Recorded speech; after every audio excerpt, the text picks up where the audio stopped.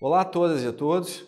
Então, hoje a gente vai tratar de um tema sobre prova científica, liberdade da prova e as correlações entre as limitações epistêmicas a uma prova científica e o seu possível uso dentro do processo.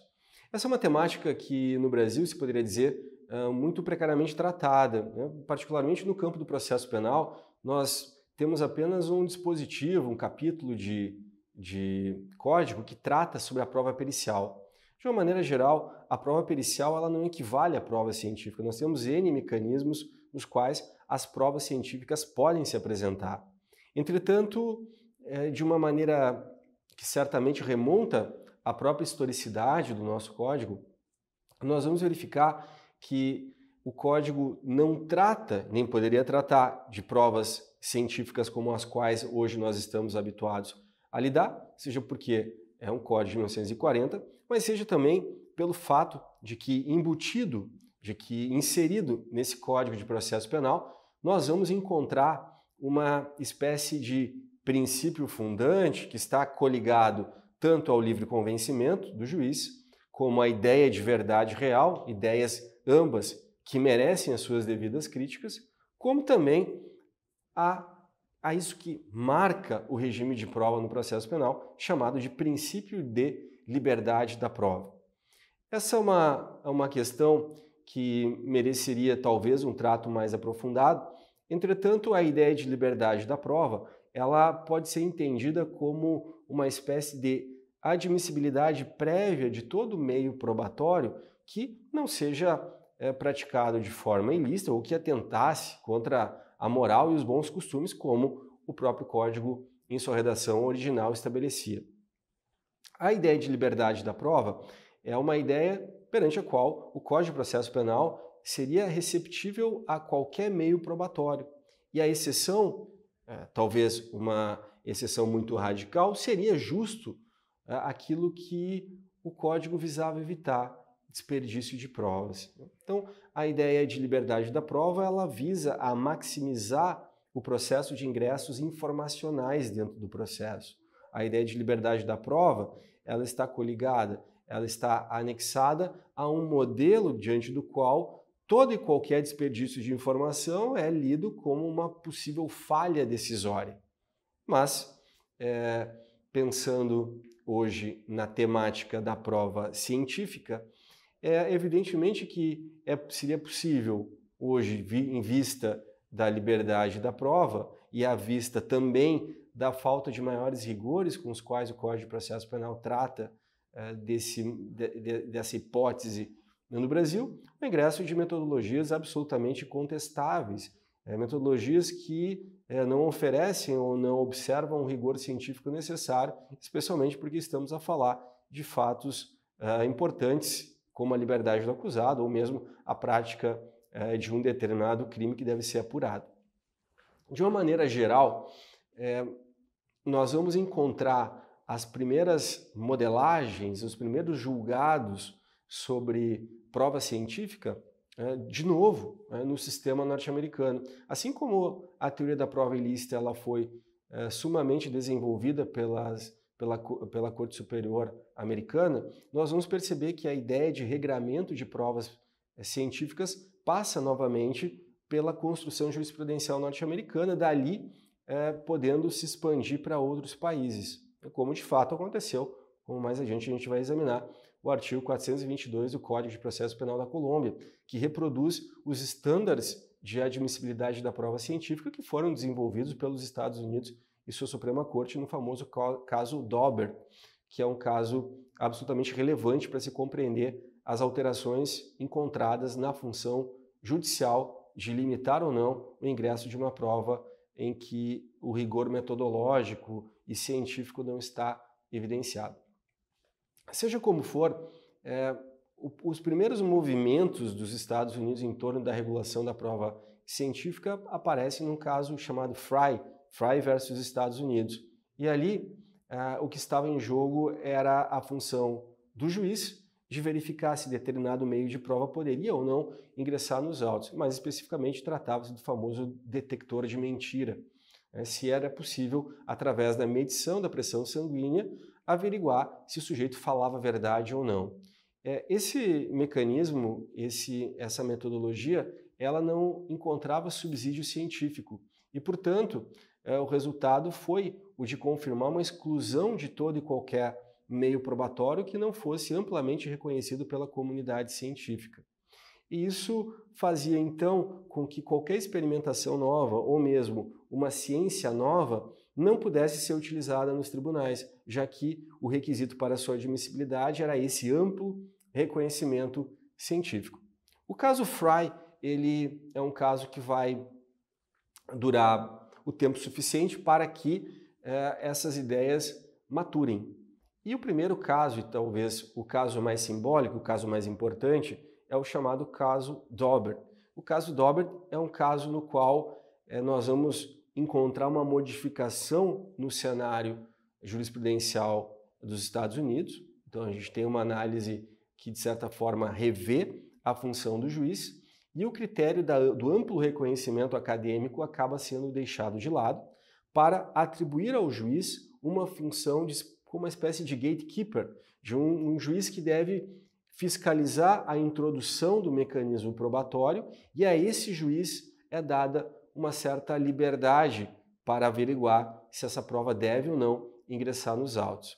Esse caso Daubert, ele então altera vários dos pressupostos de base para a admissão da prova científica e com isso reconfigura, por assim dizer, o sistema de relação entre busca de uma decisão e os mecanismos que são concedidos para que essa decisão seja tomada, basicamente depoimento de peritos, testemunhas periciais e também o uso de determinados documentos que tenham base probatória conexa a campos da ciência. Então, o caso Daubert ele é um caso significativo por conta dessa mudança de orientação do julgamento proferido pela Suprema Corte Americana em direção à supressão desse amplo reconhecimento e também a inserção e a possibilidade de confiança atribuída ao juiz para admitir ou não o ingresso desses elementos probatórios. Mais do que isso, a Suprema Corte Americana ela estabelece, primeiro, que qualquer tipo de metodologia que seja utilizada para averiguar e comprovar determinado fato possa ter sido submetida à prova, submetida a um teste, né? Então aqui o caso Daubert ele inova, trazendo para o cerne do processo a possibilidade de falseabilidade. A ideia de falseabilidade é uma ideia matriz dentro da ciência, afinal de contas era assim mesmo que Karl Popper pensava, né? Um método de verificacionismo, um método de falseamento das hipóteses. Portanto, o primeiro critério utilizado no caso Daubert, ele estabelece que o juiz deve admitir, porém esse meio probatório deve ser suscetível de ser verificado ou de ser falseado. O segundo critério que o juiz deve atender na hora de avaliar se a prova deve ou não ingressar aos autos é a questão ligada, por assim dizer, à própria publicação, né, a área de publicações acadêmicas. Nós vamos encontrar aqui um indício de que a prova deve ser admitida quando ela passou e foi publicada por uma revista que trabalha com o peer review, né, que é uma avaliação por pares. Então, esse mecanismo de publicação de estudos e revisão por pares é um mecanismo que tornaria essa prova admissível, ou um critério que o juiz poderia adotar na hora de entender admissível aquele elemento probatório. Também um terceiro standard, um terceiro critério que foi estabelecido pela Suprema Corte Americana no julgamento do caso Daubert foi a capacidade que aquele mecanismo ou meio de prova tem de ser averiguado enquanto aos seus índices estatísticos de erro. Ou seja, essa metodologia está sujeita a erros, qual é a quantidade de erros que nós vamos encontrar, qual é o percentual, qual é a chance de erro? Então, a título de exemplo, nós poderíamos usar os radares de automóveis do Brasil, que eles têm uma margem de erro que varia de 8% a 10%, né, sobre a velocidade do automóvel fiscalizada. Então, se existem publicações, essas publicações tendem a averiguar qual é o percentual de erro que esse método possui. E, claro, quanto mais sujeito a erros, menor a chance desse mecanismo probatório ser utilizado como prova e ser admitido pelo juiz. Por fim, a Suprema Corte ainda faz menção ao chamado amplo reconhecimento da comunidade acadêmica, que foi, de fato, o conceito que se verificou previamente ao caso Dauber, no caso Frey, mas aqui com uma menor intensidade, né? Então, esse caso Dauber, ele estabelece uma nova dinâmica dos meios probatórios, mas não foi o único caso. É importante dizer, muitos autores tratam, não do caso Dauber, mas da trilogia Dauber, porque mais adiante, com o passar do tempo, nós vamos ter de novo a Suprema Corte analisando um caso no qual se discute se a prova científica deveria ou não ser admitida no processo, se ela legitimou uma boa decisão ou não, que é o caso Joyner. O caso Joyner é um caso no qual nós temos uma alegação de um sujeito que havia trabalhado em determinado ramo e que o contato com uma determinada substância, segundo ele, teria proporcionado desenvolvimento de câncer, ele teria adoecido. E para embasar as suas alegações, o demandante ele acaba se valendo de um trabalho, né, de um perito que usava aquela substância em laboratório com ratos, né? Então, o âmbito de discussão aqui foi se essa seria uma prova válida. E aqui a Suprema Corte ela rejeitou o uso dessa prova porque ela ofereceria resultados que extrapolavam o próprio âmbito de sua aplicação.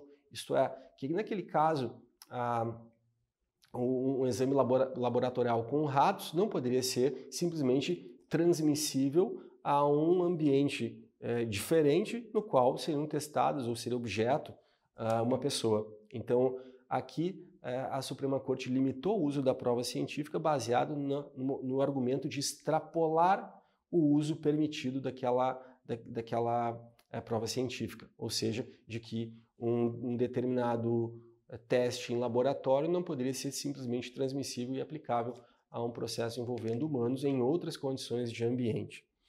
O terceiro caso, e por isso trilogia, é o caso Carmichael versus Kumho, a empresa de pneus. Aqui, o âmbito da discussão era os demandantes que ajuizavam uma ação por conta de um acidente de trânsito. O acidente de trânsito teria se dado por força de falhas em um pneu, né, um defeito de fabricação de um pneu, esse é um argumento. E então se toma o depoimento de um engenheiro mecânico, né, um engenheiro mecânico para atestar se aqueles pneus ofereceriam condições ou não, né? Então aqui se estava a discutir quais seriam os sintomas, o fenômeno que proporcionaria pneus com defeito, e ele trouxe o testemunho dele como prova científica. E aí então a discussão, né? O depoimento de um engenheiro mecânico seria equivalente a uma prova científica? Esse foi o debate trazido pela Suprema Corte Americana. E nesse caso, no caso Kumho, então se entendeu que a prova científica, ou essa metodologia de prova científica, não está adstrita, não está limitada apenas a saberes que são considerados academicamente como científicos, mas se estenderiam a quaisquer campos de saber, desde que obedecessem alguns critérios, né? Então, com base nesses critérios, as próprias normas probatórias, no artigo 702 do Código de Provas Federal estadunidense foi reformulado, e aí ficamos com 3 critérios que passaram a orientar a possibilidade de um testemunho orientado pela prova científica. Em primeiro, que o testemunho tem que estar baseado em fatos e dados suficientes, ou seja, tem que haver suficiência tanto de fatos quanto de dados, que o depoimento está baseado em métodos e em princípios que são confiáveis. Então aqui entra um dos principais critérios ligados às novas modalidades de prova, que é a da fiabilidade ou confiabilidade.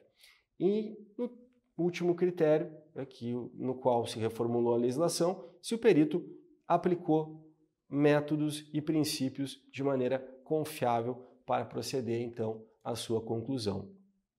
E, por fim, para a gente encerrar esse vídeo, eu queria aqui apenas demonstrar como há uma plena aplicação dessas discussões, apesar do Brasil não ter nenhum tipo de controle sobre a prova científica no processo penal. O Código da Colômbia, de processo penal colombiano, no artigo 422, ele trata nesse dispositivo sobre a admissibilidade de publicações científicas e de prova nova, né? Então, quais são os critérios que essa metodologia probatória, né, que esse tipo de prova científica deve obedecer? Em primeiro lugar, que a teoria ela tenha sido publicada e que ela possa ter sido verificada. Então, exige-se algum nível de ratificação científico dela.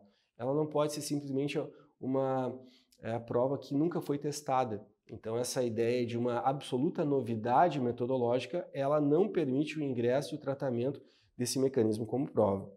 Então, nós temos aqui a testagem.